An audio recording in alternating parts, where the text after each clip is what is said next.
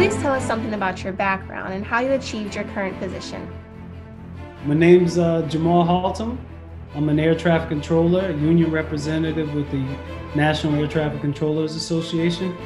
I'm currently the national training representative for the National Air Traffic Controllers Association, which means that I am the liaison to the Federal Aviation Administration, the FAA, for all things training, and I represent the union's interests in ensuring that training is fair and equitable and meaningful for all trainees.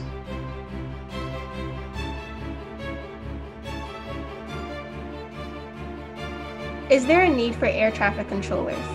Always going to be a need for air traffic controllers. A lot of our nation's commerce is moved through aviation.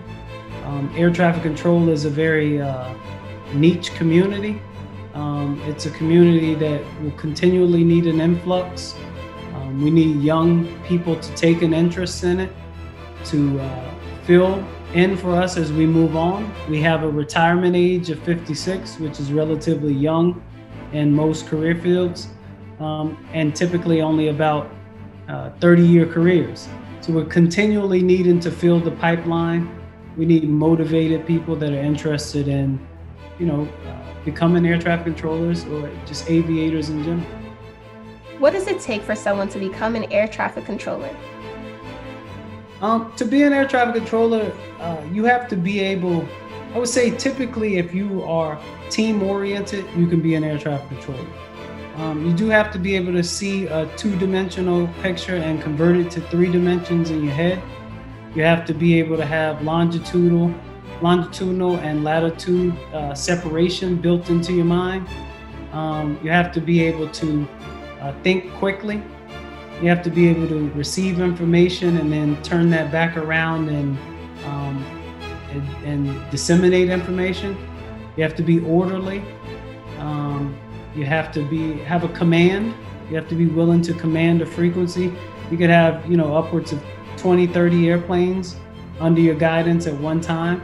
You have to, in an orderly and expeditious manner, move on from one to the next, providing instruction to keep them safely separated from you.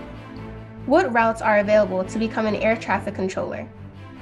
There's typically 3 routes to being an air traffic controller. It's a military, and there's a college initiative, a CTI program, and then you could be hired directly off the street. You require to be 18, have continuous work experience.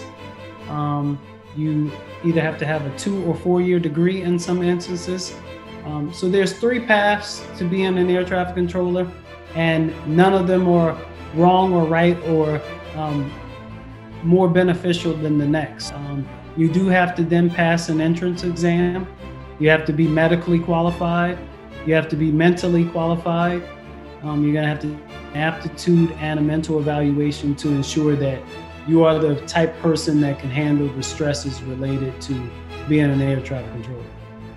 Does the job pay well till retirement? Well, entry-level air traffic controller is gonna start out making around $40,000, but that can accelerate very quickly. If you were to work at a international airport like a Washington National Airport, DCA, $150,000 in that range, up to $200,000. What advice do you have for beginners with air traffic control simulators? First and foremost is have a lot of fun with it. Understand that the chance of being great at it right out the gate are slim, right? But it's an opportunity to wet your whistle, if you will, get a little bit of interest in a career that's amazing, outstanding, and offers a lot to anyone that embarks on it. Do you really like the job? I absolutely enjoy it. And the last thing I would say to them is every aircraft you talk to, give them instruction, get them down as soon as you can. Don't be fancy.